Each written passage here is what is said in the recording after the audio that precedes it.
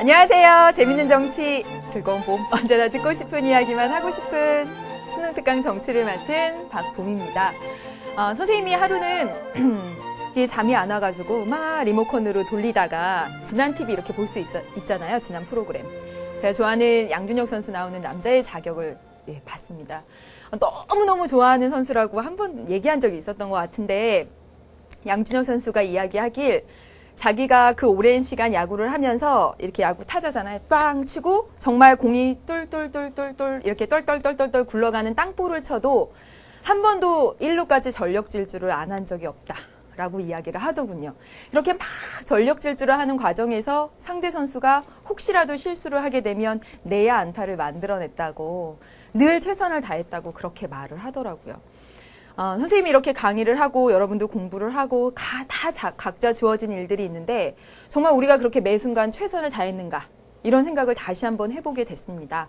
우리 비록 잘못 던진 공이라도 우리도 열심히 뛰는 그런 사람이 되었으면 좋겠습니다. 네, 오늘 이번 시간에는 우리나라의 민주정치 두 번째 시간입니다. 그래서 입법부 중심으로 이야기를 해보도록 하겠습니다.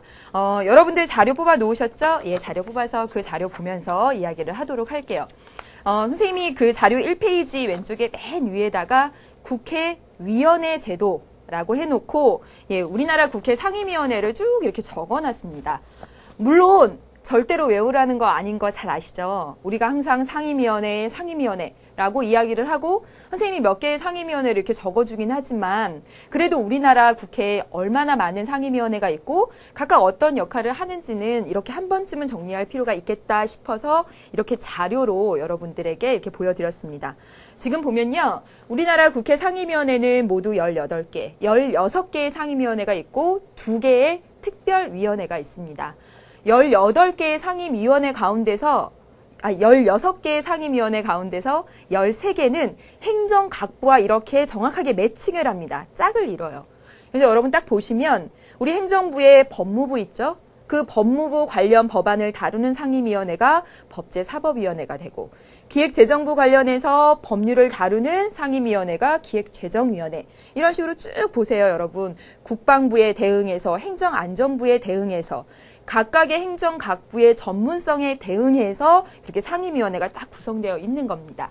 그래서 선생님이 수업 시간에 아주 간략하게 간단하게 이해하라고 설명을 하면서 어떻게 이야기했었냐면 우리가 어떤 반에 들어가면 반드시 어떤 각 부서에 배치되듯이 똑같이 국회의원들이 되면 국회의원에 당선되면 이렇게 부에 학습부, 미화부, 총무부 하듯이 그런 전문성을 가진 부에 배치가 되는 거고요.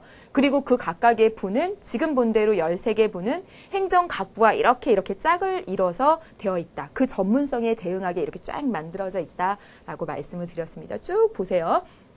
그리고 이제 오른쪽에 이렇게 보면요. 행정각부의 소관법률을 다루지 않는 상임위원회로서 국회 운영위원회, 국회 정무위원회, 국회 정보위원회 등등이 있는데 여러분들 분명히 외우라고 하는 건 아니고요. 참고적으로 보면 국회 운영위원회는 정말 국회 운영에 관한 그런 위원회.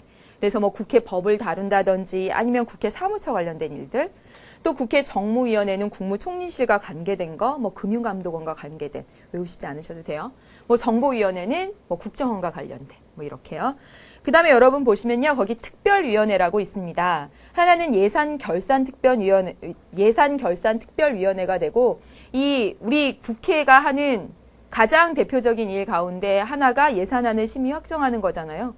그 예산안 심의 확정 과정에서 정말 중추적인 역할을 담당하는 그런 위원회가 됩니다.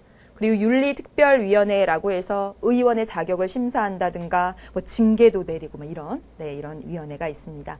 그래서 여러분 모두 18개의 위원회가 있고 우리 추상적으로 들어왔던 위원회에 대해서 이렇게 일목요연하게 한번 써봤습니다. 이게 보시고 그런 상태에서 우리 수능특강 교재 113페이지 필수자료 1번의 내용들을 읽어보면서 이 위원회 제도에 대해서 조금 더 알아보는 시간을 갖도록 하겠습니다. 여러분 지금 보세요. 필수자료 1번이고요. 113페이지 그리고 선생님이 교재에도 옮겨서 적어놨습니다. 지금 보시면 상임위원회하고 전원위원회라고 있어요. 우리 교재에서는, 교과서에서는 상임위원회 제도를 배우는데 보통, 그런데 지금 전원위원회라고 나오잖아요. 전원위원회가 뭔지 막 이런 것을 암기하기보다는 상임위원회에서 나타난 단점 때문에 이것이 나타났다라고 생각하시면 됩니다. 그 차원에서 이야기를 해볼게요. 이 상임위원회는 예산과 결산심사에서 예비적 심사를 하며 상임위원회를 거쳐서요. 그리고 종합심사를 아까 봤던 특별위원회 중에서 예산결산 특별위원회에서 아주 종합적인 심사를 하게 되죠. 이렇게 예산과 결산심사에서 중요한 예비적 심사도 하고요. 해당 소관부처와 관련된 법률안에 아주 전문적인 심사를 담당합니다. 해당 소관부처가 무슨 얘기인지 아시겠죠? 여러분 그 윗페이지에서 가령 예를 들면 국방부 관련한 법률안의 전문적 심사는 국방위원회에서 하는 거고, 여기 보시면 뭐 지식경제부 관련된 그런 법률안 심사는 지식경제위원회에서 전문적인 심사를 담당하는 겁니다. 그래서 상임위원회 관련돼서 여러분 하나 기억하실 키워드는 이 전문성이라는 겁니다. 더 해볼게요. 하나 이상의 정부 조직과 연관되도록 국회법에서 규정하고 있어서 모든 국가기관은 원칙적으로 어느 하나의 상임위원회에 속하게 되어 있습니다. 아까 매칭된 거, 짝 이룬 거 보셨죠? 그렇죠? 상임위원회에서는요, 본회의에 부의할 필요가 없다고 결정된 의안은 폐기될 수도 있습니다. 여러분 법률안을 만드는 과정들 기억하고 계시죠? 국회의장이 상임위원회로 보내고 상임위원회를 통과하면 본회의로 갑니다. 상임위원회에서 그 법률안은 폐기될 수도 있다. 보기로 얼마든지 구성될 수 있어요. 네. 그럼 보세요. 이제 전원위원회라고 나와 있습니다. 상임위원회는요, 각각의 그 국회의원 299명이 흩어져서 막 각각의 상임위원회에 들어가 있잖아요. 예를 들면 예산결산특별위원회에는 50명의 국회의원들이 속해 있습니다. 윤리특별위원회에는 15명의 국회의원들이 속해 있어요. 예? 전원위원회라고 하는 것은 국회의원 전원을 구성원으로 하는 위원회를 전원위원회라고 합니다. 그러면 전원위원회는 왜 등장했을까? 자, 봅시다. 상임위원회 중심으로 의안 심의가 이루어지기 때문에 어떤 일이 벌어지냐면 상임위원회에서 가령 예를 들면 여기 국방위원회에서 전문적으로 심사를 하고 본회의로 넘어가면 그냥 손들고 거수기에 그친다는 거예요. 다른 국회의원들은 그 법률안의 내용도 자세히 몰라. 예, 거기 다 상임위원회 중심으로 이루어지다 보니까 이 전체 본회의가 그냥 형식화되는, 여기 보세요. 본회의의 심의가 형식화되는 이런 문제점이 있더라는 거죠. 상임위원회 거치고 본회의로 가면서 상임위원회에서 통과되면 그냥 본회의에서 거수기로. 그래서 법률안의 구체적인 내용들을 모르고 이런 문제점들 때문에 국회법이 정하는 아주 주요 의안, 예를 들면 국민에게 뭐 조세를 매긴다든가 뭐 부담을 지우는 그런 의안이라든가 그런 것에 있어서는 국회 제적의원 4분의 1 이상의 요구가 있을 때는 전원위원회에서 심의할 수 있도록 했습니다. 그래서 전원위원회라고 하는 것은 이렇게 본회의가 열리기 전에 상임위원회가 아닌 전체 국회의원을 대상으로 하는 위원회가 열린다는 거죠. 우리나라에서 전원위원회가 열렸던 적은 여러분 2003년에 이라크 파병 동의안을 처리할 때 그때 전원위원회가 열려서 전체가 다 같이 이야기를 나누고 본회의 심의를 하고 그랬었습니다. 네. 되셨습니까, 여러분? 상임위원회 중심으로 하게 되면 전문적인 심사를 할 수가 있다라는 장점이 있고, 따라서 국회의원들 모두가 모여서 이 얘기 저 얘기 나누다 보면 좀 비효율성이 커질 수 있는데 효율적이라는 그런 장점이 있습니다. 근데 그러다 보니까 상임위원회 중심으로 얘기하다 보니까 뭐 지식, 뭐 교육 관련된 그런 위원회에서 그 안 처리해버리면 나머지 위원들은 내용을 모르기 때문에 그런 문제점들이 발생을 해서 전원위원회 제도라는 것도 있다까지 갔습니다. 그러면 조금 더 보도록 할게요. 지금 방금 봤던 그 내용이에요. 국가 기능이 확대됨에 따라 모든 안건을 국회 본회의에서 심의하기가 어려워져서 그런 비효율성이 증대됨에 따라서 국회위원회 제도가 생긴 겁니다. 또한 입법에서 요구되는 고도의 전문성, 이런 것이 요구되기 때문에 각각의 전문적인 분야를 전문적으로 심의하고 상임위원회에서 그리고 본회의로 넘기게 된 거죠. 그리고 지나치게 많은 법안의 본회의 회부 전 폐기를 통해서 본회의 회부하기 전에 상임위원회에서 알아서 자체적으로 통과시키거나 아니면 폐기하는 것을 통해서 의회를 아주 효율적으로 운영하기 위해서. 그래서 여러분 상임위원회 제도의 핵심적인 키워드는 효율성과 전문성 추구에 있다라고 말씀을 드렸습니다. 그런데 이제 문제점은 방금 봤다시피 본회의가 그냥 형식화되는 거죠. 본회의가 그냥 손만 들고 말고 하는 형식화되는 것. 그리고 또 하나, 이 상임위원회, 각각의 상임위원회 지금 보셨죠? 법제사법위원회, 기획재정위원회, 국방위원회, 행정안전위원회, 이런 각각의 상임위원회들이 이 집단의 활동 공간으로서 공정성을 해치는 거예요. 예를 들면 저의 이권이 제가 무슨 국방 관련된 그런 사업을 하고 있다. 그런 국방위원회에 있는 국회의원들한테 접근해서 뭐 로비를 한다든지 이럴 수 있는 그런 아주 빌미를 제공하는, 그래서 비공정성, 공정성이 저해될 그럴 우려가 있다. 또 하나는 의원들이 국정 전반에 관해서 심의 기회를 박탈하게 되죠. 그렇죠? 국정 전반에 대해서 모든 법률안의 내용에 대해서 모르게 되는 거예요. 그렇죠? 그래서 전원위원회 제도 같은 것도 이제 등장하게 되었고요. 그래서 여러분 장점, 단점 기억을 해주시면 되겠습니다.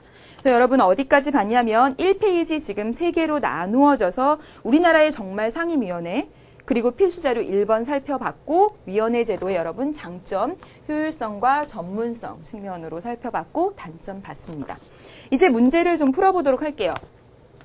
여러분 지금부터 보실 이 문제는 교재 116페이지의 2번 문제를 조금 바꿨습니다. 변형했습니다.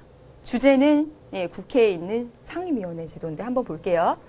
다음에 밑줄 친 이것에 대한 옳은 설명. 설명으로 옳지 않은 것은, 네. 설명으로 옳지 않은 것은 이렇게 해야지 좋겠네요. 네. 변형하다 보니까.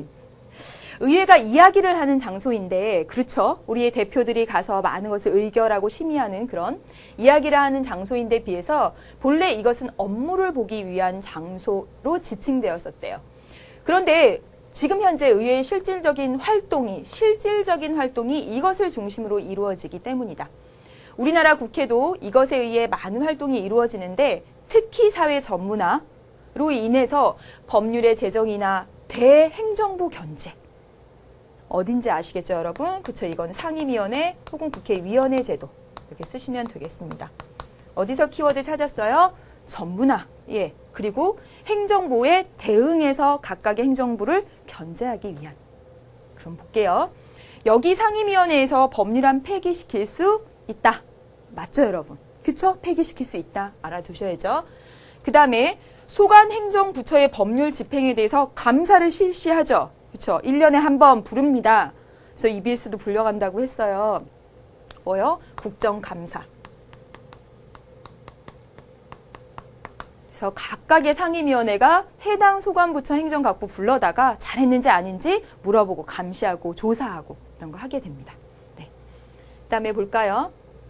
국회에서 의사를 능률적으로, 그렇죠. 효율성, 능률성 알아두라고 했습니다. 그 다음에 대표를 통해, 자, 여러분 보세요. 의회의 운영과 관련된 의원들의 의사. 여러분, 임시회는 언제 열 건지, 정기국회를 열어서 언제 뭐 하고, 언제 뭐 회의를 하고, 이런 것들을 정하는 국회 운영에 관련해서 이런 사항들을 정하는 거 교섭단체지요. 얘기할 수 있는 교섭단체죠. 그쵸? 그래서 20명 이상의 소속 의원들을 둔 정당이나 집단에게 부여하는 권리라고 했습니다. 의회의 운영에 관한 사항을 합의하면 교섭단체가 되죠. 상임위원회 아닙니다. 네, 그래서 아니죠. 그 다음에 볼까요? 입법활동에서, 그렇죠. 행정관료의 전문성에 대응해서 딱딱 짝을 맞춰갔다라고 말씀을 드렸습니다. 정답 잘 고르셨죠? 네. 다음 보겠습니다.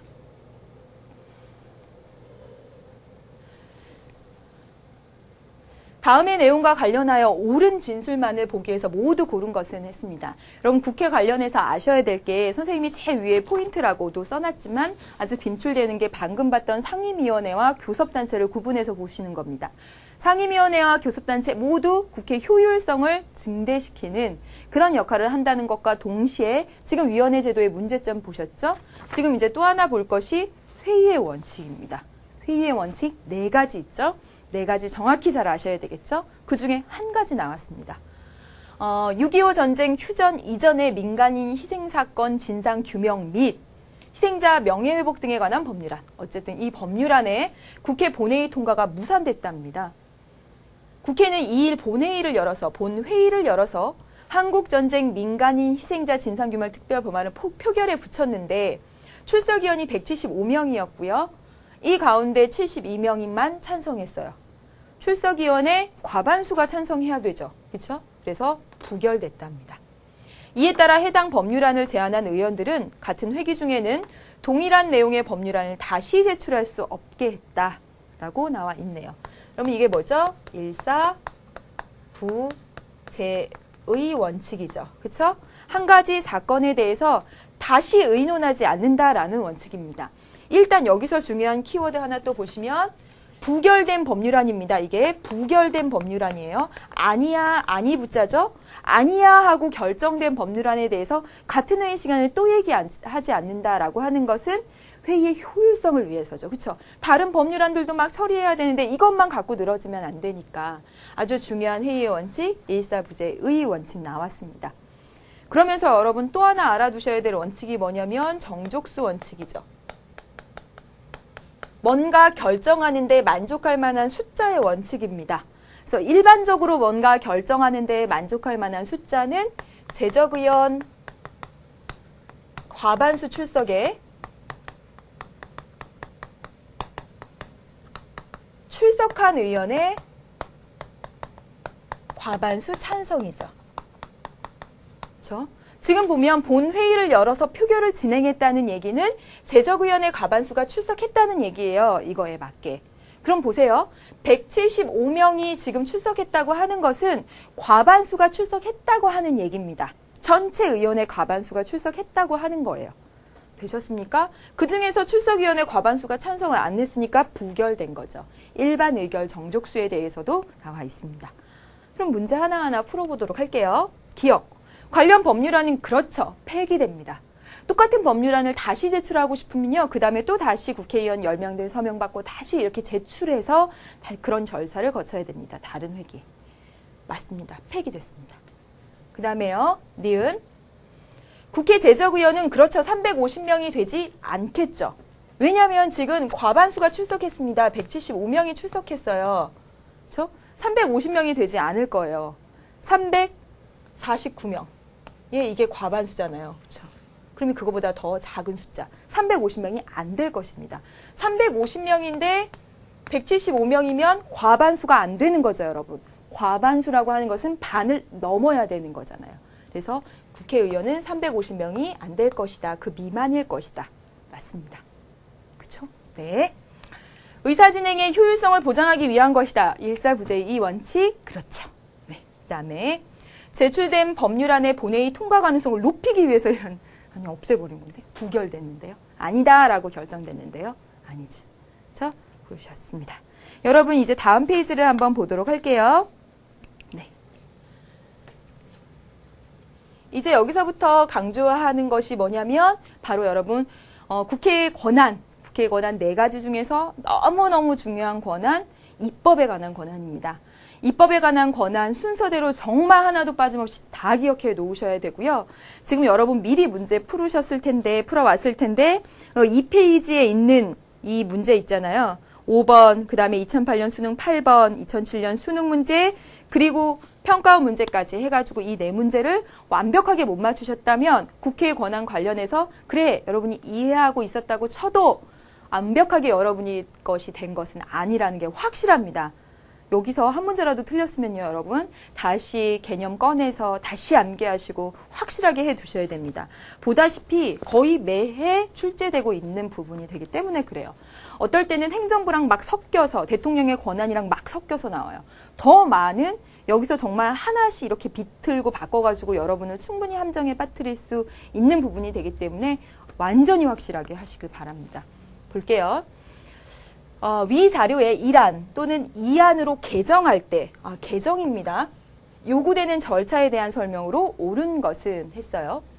국회의장 직속의 어떤 자문위원회가 다음과 같은 2가지 개정안을 담은 보고서를 제출했대요. 1안에 따르면 국회에서 지금 보시면 이게 우리 현재의 정부 형태를 지금 바꾸려고 하는 거예요. 정부 형태를 변경하려고 하는 겁니다.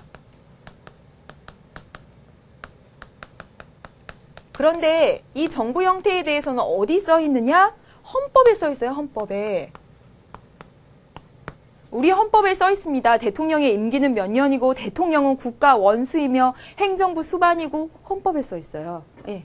그러면서 직접 선거를 뽑고 임기는 어떻고 이렇게 다 다시 말하면 이 대통령을 중심으로 되어 있는 대통령 중심제의 정부 형태를 변경하고 싶으면 헌법을 개정해야 된다라는 이야기가 되고, 이 문제의 아주 핵심 포인트는 헌법 개정의 순서, 내용, 절차 잘 알고 있느냐 하고 묻는 문제입니다.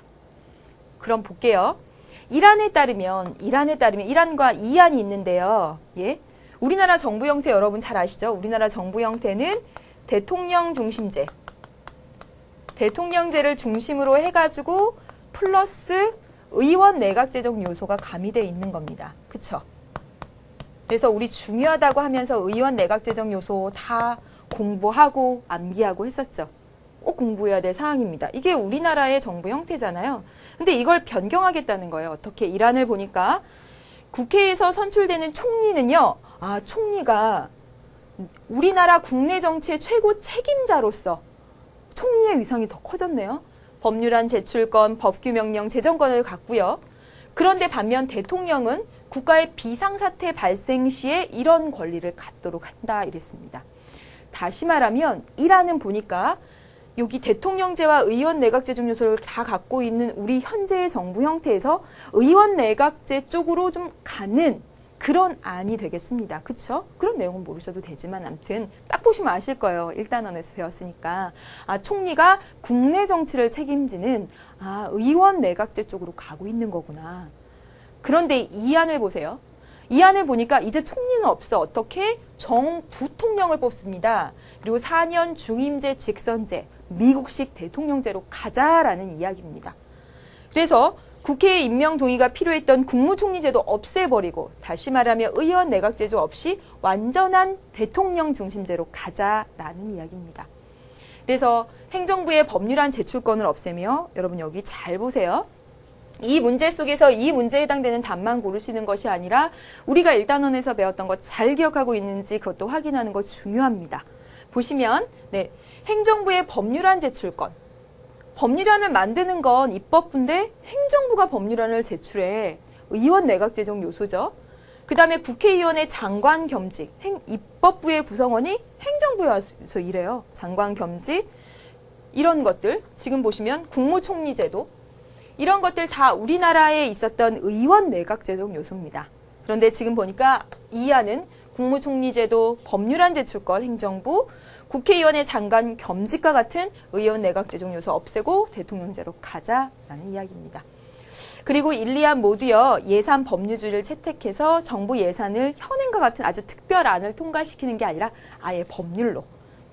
법률로 다뤄서 국회에서 의결된 내용대로 예산을 집행하도록 했다. 좀 예산에 관한 그런 감시 그런 것을 강화하자라는 이야기가 되겠죠. 요점. 정부 형태를 변경한다고 하는 것은 헌법의 개정을 요한다. 이거 머릿속에 하나 가져가야 되겠죠. 그렇죠? 보겠습니다. 1번. 국회 제적의원 과반수의 찬성. 여러분, 헌법. 정말 최고의 법, 가장 상위의 법을 개정하기 위해서는 국회 제적의원 과반수 아니고요. 국회 제적의원 3분의 2 이상이죠. 알아야 되죠. 그렇죠? 아닙니다. 그 다음에 2번. 국회의원 10명 또는 대통령의 발의로 제한된다. 10명 아니죠. 국회의원 10명 아니고 국회 제적의원 과반수죠. 그렇죠? 아니죠. 헌법입니다. 3번. 개정이 확정되면요. 국회의장이 공포 대통령이 아니죠. 그 다음에 제안. 대통령이나 국회의원이 제안을 하게 되고요. 그리고 헌법은 국민이 만듭니다. 국민이 주체예요. 그러니까 공고 널리 알려요. 이렇게 개정하려고 한다. 지금 현재 정부 형태 이런데 이런 식으로 혹은 이런 식으로 개정하려고 한다라고 널리 알립니다. 알리고 난 다음에 국회에서 먼저 의결해요. 제적의원 3분의 2 이상의 찬성으로 대표들이 먼저 의결하고 국민 투표에 붙입니다. 그러면 국민 투표는 찬반. 찬성한다, 반대하는 찬반 투표로 진행이 되죠. 그리고 공포죠. 이거 많이 바뀌었습니다. 당시에. 이거 두 개 순서 바뀌어야지 맞아요, 여러분. 정확히 기억하고 있느냐. 그다음에 볼게요. 5번. 국민투표에 붙여서 그렇죠. 국회의원 선거권자 과반수의 투표와 그 투표한 사람의 과반수의 찬성으로 확정됩니다. 5번이 맞네요. 그렇죠? 그래서 봤고요. 다음 문제 보겠습니다.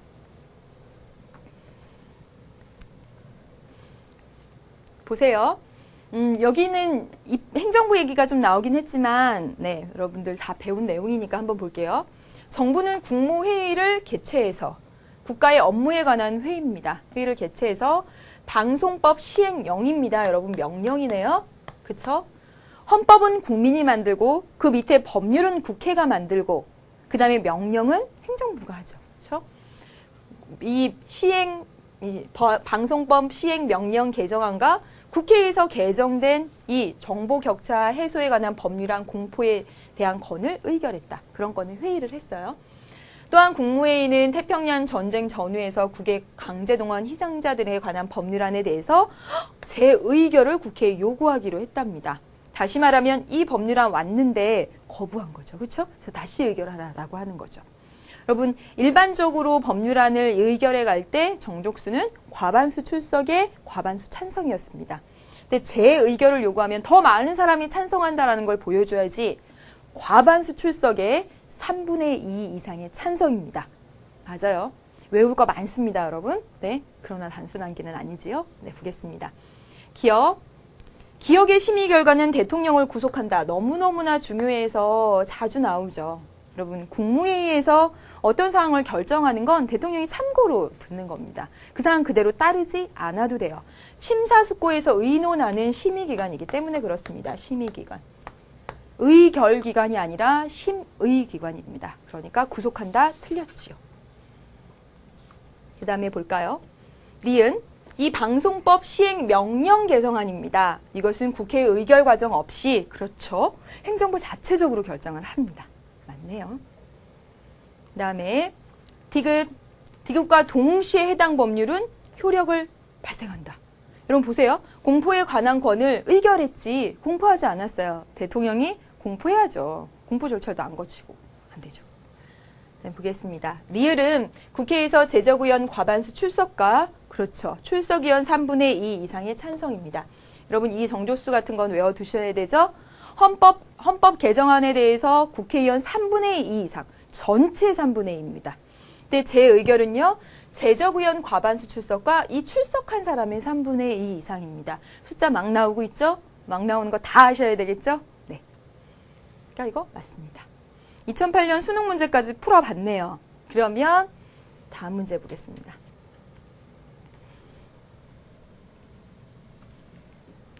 자, 보세요. 원내 대표 회담이 결렬됨에 따라 기억에서 미음에 해당하는 것 좀 고르래요. 이 조치가 뭔지. 국회에서 심의 중인 법안에 대해서 정상적인 합의 절차가 어려워 국회의장의 선택에 관심이 쏠리고 있대요. 국회의장은 뭐라고 얘기했냐면 양당 대표한테 가서 이번 임시국회 회기 내에 본회의 표결을 위한 절차를 밟아주길 바라며, 다시 말하면 지금 임시국회 열었는데 그때까지 요 단계까지는 와야 된다. 근데 지금 이 단계까지 못했나 봐요. 그럼 국회의장이 법률안을 보냈는데 여기서 체류하고 있다라는 이야기가 되죠. 그렇죠? 그리고 여기까지 못 왔어요. 본회의에 못 왔어요. 그러니까 양당 대표를 불러서 이번 회기 내에 본회의까지 당도하도록 해주시오 라고 부탁을 했대요. 그렇지 않을 경우 사회적 파장과 영향을 고려해서 국회의장의 권한을 활용한 조치를 취할 수밖에 없을 것이라고 말했답니다. 지금 국회의장이 원하는 건 국회의원들이 모여서 하는 이 본회의에서 표결을 붙여보길 원하는 거죠. 그렇죠? 다시 말하면 뭐야? 국회의장이 여기로 직권상정이라는 조치를 하겠다라는 거죠. 자, 보세요, 여러분. 여기서 여러분들이 물어봐요. 그럼 맨날 국회의장이 바로 보내면 되겠네요? 여러분, 지금 여기에 보시면 정상적인 합의 절차가 어려워 그랬습니다. 다시 말하면 정상적인 건 뭐냐면 이 과정을 다 밟는 것이 아주 정상적인 절차예요. 그래서 국회의장이 바로 여기로 보냈다는 것은 이 법안과 관련해서 여야 합의가 안 되고 국회가 막 이렇게 격돌하는 상황이라는 것을 짐작할 수 있고요. 국회의장이 여기로 바로 보냄으로써 더 막 이렇게 사이가 여야 간에 막 이렇게 비틀어지고 막 이렇게 되는 거죠. 그렇죠? 여기서 말하는 조치라고 하는 것은 국회의장이 상임위원회를 아니고 바로 본회의에 붙여버리는 직권 상정을 의미합니다. 우리나라 최근에 보면 한나라당 때도 그리고 민주당일 때도 각각 이렇게 한 번씩 이런 적이 있었습니다. 네, 이건 막 이렇게 충돌이 있을 때 정상적인 상황이 아니라는 것, 네, 이렇게 보시면 되겠습니다. 그래서 이 순서 여러분 법률안 제출하고요. 의장한테 상임위원회 거쳐서 본회의 가고 대통령한테 간 다음에 대통령이 공포하게 되는데 대통령의 법률안 거부권이 있어서 다시 국회의장한테 돌려보낼 수가 있죠. 그렇죠? 이게 대통령제에서 입법부를 견제하기 위한 견제 장치. 다수당의 횡포를 견제하는 장치다라는 것까지 아시죠? 네, 다음 문제 보겠습니다. 여러분 이 문제 어려웠나요? 네, 이 문제 정말 국회의 지금 대표적인 권한이 법률 제정이고 그리고 예산안을 심의하는 것입니다. 여러분 예산안 관련해서 이제 알아두셔야 될 것이 뭐냐면 네, 볼게요. 예산안을 제출하는 것, 결정해서 제출하는 건 정부가 합니다. 아, 올해는 우리는 이러이러한 사업을 할 거고 이러이러한 데 돈이 들어갈 거고 이렇게 딱 짜가지고요. 국회에 보냅니다. 왜요? 국민의 대표기관인 국회의원들이 우리가 낸 세금을 가져가다가 도대체 어떻게 쓰는지 봐야 되잖아요. 예, 그렇기 때문에 정부가 예산안을 제출하면 국회에서 열심히 심의하고 심사숙고해서 논의하고 확정해 주게 됩니다. 네. 그리고 이렇게 확정을 해주면요. 그래 이대로 해. 또는 이건 조금 변경해서 여기 돈은 좀 줄여. 이렇게 국민의 대표기관인 국회에서 한다는 거죠. 그러면 이 심의 확정해 준 대로 정부가 이제 돈을 씁니다. 다 쓰고 나면 1년 끝나고 나면 돈 잘 썼는지 봐야 되잖아요. 그렇죠? 그것이 뭐냐면 세입 세출에 대한 결산입니다. 조세의 수입과 조세의 지출에 대한 결산입니다. 이거 어디서 하냐면 감사원에서 해요. 감사원에서 이 세입 세출에 대한 결산을 하죠. 결산을 해서 국회한테 하나 보내고 국회에 보고하고 정부한테도 보냅니다. 네. 그러면 정부가 이 내용을 열심히 딱 봐가지고요. 정부가 이 내용을 봐서 다시 국회한테 제출합니다. 제출하면 돈 잘 썼는지 수입 지출 잘 관리했는지 또 심의하게 되는 거죠. 네. 다시 말하면 국회는 국민의 대표기관으로서 돈을 어떻게 쓰겠다라는 계획에 대해서도 심의해주고 그리고 돈 다 쓰고 난 다음에 행정부 내부기관인 감사원에서 그 세입세출 결산을 딱 하게 되면 그거 정부에 보내주고 또 국회한테 직접 보고하고 또 정부가 본 내용을 국회에 제출해서 또 다시 이렇게 딱 심의하게 되는 거죠. 네, 국민의 대표기관이라 그렇습니다. 이 예산에 관련된 사항 재정에 관한 권한 갖고 있기 때문에 이 순서 어렵지 않아요, 여러분. 이거 보시면 돼요. 일단은 법률안 순서는 잘 알고 계시죠. 제출하거나 발의해서 국회의장한테 가죠. 네. 그러면 여기 어디로 갑니까, 여러분? 상임위원회 갑니다. 이게 정상이라고 그랬습니다. 예. 그리고 본회의 가서 대통령 공포 이렇게 이루어지죠. 네. 그런데 지금 보겠습니다. 예, 여기 보시면 이건 예산안에 대한 거예요. 국회의장이 하고요. 국회의장한테 예산안이 가고요. 제출을 하면 정부의 시정연설이 있다고 했어요. 정부가 우리 이러이러한 데 돈을 쓸 겁니다. 그러면서 이제 말로 막 한다는 거야. 그리고 상임위원회에서 예비심사를 하고요. 이건 예산 결산에 대한 거니까 특별위원회, 예산 결산 특별위원회 아까 보셨죠? 거기서 아주 종합적인 심사를 하게 되는 겁니다. 네. 그리고 본회의로 가야지. 그리고 공고를 하게 되는데 자, 여기서 법률안을 의결할 때나 또는 여기 예산안을 의결할 때 똑같습니다. 제적의원 과반수 출석해서 출석한 의원 과반수가 찬성하면 되는 거예요. 네, 보겠습니다. 지금 여기 보시면 여기 두 단계가 들어갔다라고 생각하시면 돼요. 정부의 시정연설 또는 여기 보시면 특별위원회가 하나 더 들어간 거죠. 네, 종합심사 예산결산특별위원회에서 볼게요. 기억 상임위원회는 심의 과정에서 법률안을 수정하거나 폐기할 수 아까 봤죠? 있습니다. 효율적인 운영을 위해서. 여기서 수정 폐기가 안 되면 본회의에 다 가서 하게 되는 건데 그러면 전문성과 효율성을 위해서 상임위원회 도입한 취지가 없어지는 거잖아요. 할 수 있다. 그 다음에 니은 가에서 법률안은 2번입니다. 2번 다시 돌려주세요. 니은에서 예산안은 회계년도 종료 시까지 통과되어야 한다. 종료 아니고요. 회계년도 개시 30일 전입니다. 그러니까 보통 12월 초 2일, 1일, 2일 이 정도 돼요. 12월 2일, 30일 전. 31일까지 있으니까 종료가 12월 31일이니까 그 종료의 30일 전입니다. 아니죠. 그 다음에 가에서 법률은 제적의원 과반수 아니라 제적의원 과반수 출석, 출석의원 과반수 찬성이죠. 아니죠, 여러분. 네. 그 다음에 나에서 국회는 예산 규모의 내용을 수정할 수 있습니다. 국민의 대표기관이 왜 이거 봐. 돈 제대로 쓸 건지 아닌지 이상한 데 낭비되는 거 없는지 그거 보는데 수정할 수 없다면 뭐하러 보겠어요. 대표기관이 볼 필요가 없는 거지. 수정할 수 있습니다. 네. 5번. 국회의장은요. 나에서 국회의장은 예산안을 본회의에 직접 상정할 수 있다. 여러분 이거 직접 상정할 수 없습니다.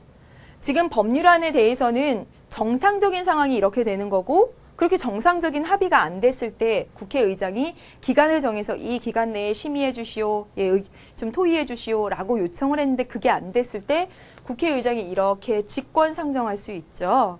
그런데 예산안에 대해서는 상임위원회 안 거치고 이렇게 본회의로 바로 가는 거 안 됩니다. 이 단계를 밟아가야 돼요. 상임위원회 예비심사 그리고 특별위원, 예산결산특별위에서 종합심사를 거쳐서 꼭 가야 된다라는 것입니다. 차이가 있죠? 공통점도 있습니다. 공통점과 차이 기억하셔야 되겠죠? 다시 한번 정리를 하면 자, 이 순서대로 쭉 갑니다. 상임위원회에서 법률안 폐기되거나 수정할 수 있습니다. 정상적인 상황이 아니었을 때, 다툼이 심했을 때 직권 상정할 수 있습니다. 물론 없애자 말자 하는 얘기들이 지금 나오고 있지만 지금까지는요, 있습니다. 네. 그런데 여기는요, 그래서 지금 본회의에서 의결 정족수는 똑같습니다. 제적의원 과반수 출석, 출석의원 과반수 찬성이라는 똑같은 요건을 가져요.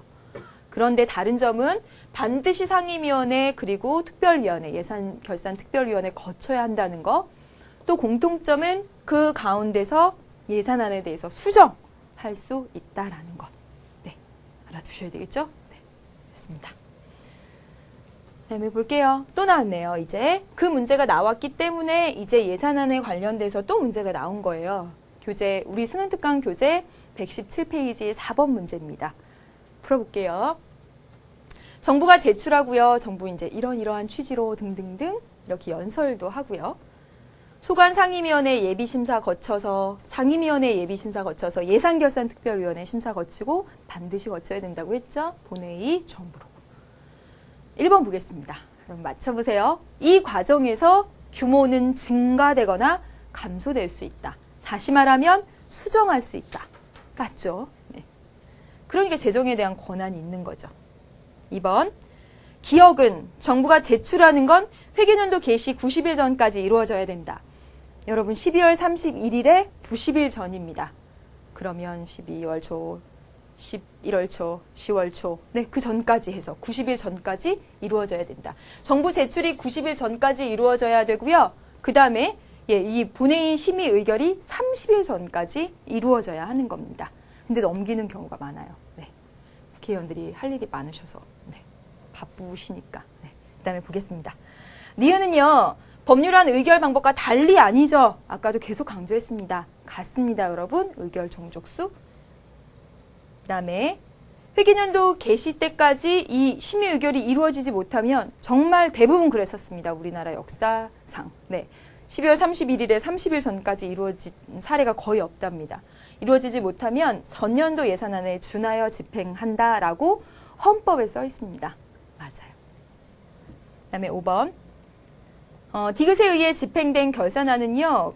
감사원의 검사를 받는다. 결산안에 대해서 감사원이 검사를 하게 되죠. 네, 그렇습니다. 네, 여기까지 봤습니다. 그래서 여러분 옳지 않은 것은 3번으로 고르시면 되겠습니다. 그래서 여러분 지금 두 번째 페이지까지 다 봤습니다.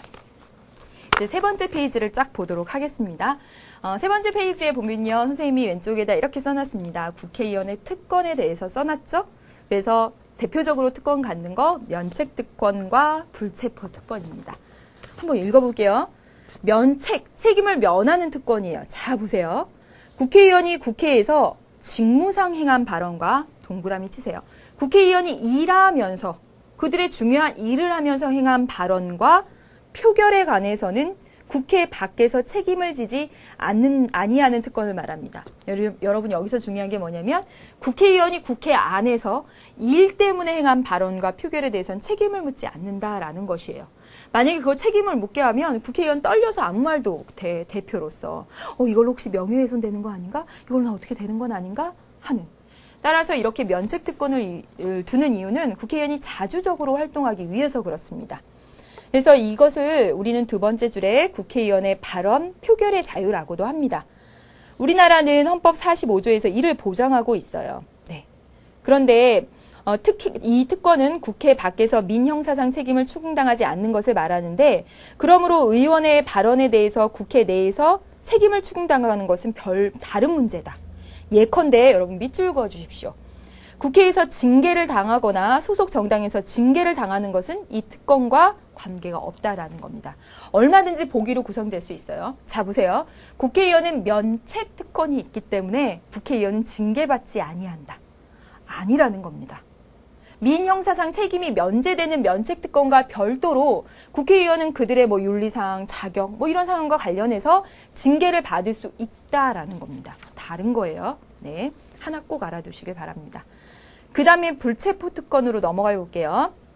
불체포 특권은요, 국회의원이 현행 범인이 아닌 한, 그 자리에서 잡히지 않는 한, 동그라미 치세요, 여러분.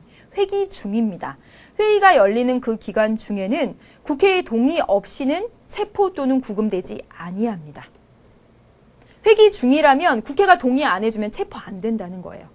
게다가 거기 동그라미 쳐보세요. 회기 전에 체포 또는 구금된 경우, 회기 전에 체포됐어도 국회의원의 요구에 의해서 석방될 수 있습니다. 다시 말하면 이 불체포 특권이라고 하는 것은 무엇이냐면 회의가 열리는 기간 중에는 체포되지 아니할 권리예요. 따라서 체포를 하고 싶으면 국회한테 체포 동의안을 받아야 돼요. 동의안. 근데 내 친구니까 동의 잘 안 해주지. 최근에는 동의안 된 적이 있었지만 아무튼요. 네. 그래서 일반적으로 세 번째, 일반적으로 국회의원의 불체포 특권은 국회의 동의가 없거나 또는 석방 요구가 있는 경우에 체포, 구금으로부터의 자유를 내용으로 합니다. 그러나 현행 범인이 아니어야 하고 회기 중이어야 한다는 제약이 있습니다. 불체포 특권, 체포되지 아니할 특권인데 이 특권은 회기 중이거나 회의가 열리는 기간 중이거나 아니면 현행 범인이 아니어야 한다는 제약 조건 속에서 성립한다. 역시나 이 두 가지 특권 다 국회의원의 자주적인 활동을 위해서 헌법이 보장하고 있는 내용입니다. 네. 그러면 여러분 17번 문제로 확인해 보도록 할게요. 자, 보겠습니다. 다음 나에 나타난 국회의원의 특권에 대해서 보기에서 옳은 것만을 있는 대로 고른 것은 그랬습니다. 국회의원 갑은 대정부 제문에서 을 장관의 비리에 대해서 의혹을 제기했대요. 만약에 면책특권이 없다면 이 의혹 제기 못할 거야. 명예훼손이 뭐니 잡혀갈까 봐 무서워서. 근데 면책특권.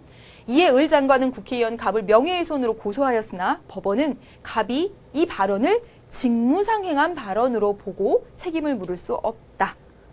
면책특권. 발언의 자유를 준 거죠. 그쵸? 네. 나 해볼게요. 국회의원 병해 체포 동의안에 대한 표결이 무산되자 여야는 국회의원 병에 대한 체포 동의안에 대한 표결이 무산됐어요. 다시 말하면 회기 중에 국회의원을 체포하고 싶으면 국회로부터 체포 동의안을 받아야 돼요. 근데 친구 국회의원들이 동의 안 해줬다는 거예요. 여야는 국회 개혁 특위를 열어 향후 국회의원 체포 동의안이 국회에 제출되면 본회의 보고한 후에 24시간 이후 72시간 내에 표결을 의무화하기로 잠정 합의했다. 아무튼지 간에 여기서 체포 동의안, 체포하려면 동의를 받아야 한다. 라는 거 불체포 특권 나왔습니다. 네. 기어볼게요. 가의 특권은 국민의 알 권리를 위해서, 그렇죠. 알 권리를 위해서 효과적으로 사용될 수 있습니다. 그래서 발언을 함으로써 국민들이 어떤 그런 행정각부를 구성하는 사람들에 대한 비리도 알게 될 수도 있고, 네, 이렇게 알 권리를 위해 효과적으로 사용될 수 있다. 니은. 나의 특권은 비리를 저지른 국회의원들의 방패막이가 될 소지가 충분히 있죠. 그게 문제죠. 네. 그다음에 가와 나의 특권은 행정부의 비대화를 방지하기. 이게 행정부의 비대화를 방지하기 위한 특권이에요? 아니죠. 우리가 다음 시간에 이야기하게 되겠지만 행정부 비대화에 따른 대의민주주의의 위기를 얘기하게 되겠지만 우선 그 얘기가 아닙니다. 그다음에 가 나의 특권 남용에 대해서 국회는 자체적으로 의원을 징계할 수 없다 아니라 징계권은 별도의 문제라고 아까 선생님이 설명드렸습니다. 징계랑 면책특권은 다른 거예요, 분명히. 네, 여기까지 문제 다 풀어봤습니다. 여러분, 오늘 이 시간에 국회에 대해서 여러분 알아봤습니다. 잘 정리하셨습니까? 네, 우리가 뭐 쭉 흐름을 타고 국회 전반적으로 수업 시간에 배웠다면 이제 중요한 거 위주로 중요한 거 아니 좀 더 심하게 심도 있게 들어갈 것 위주로 살펴보고 있는데 여러분에게 많은 도움이 되었으면 싶습니다. 네, 다음 시간에 만나도록 할게요. 수고 많으셨습니다.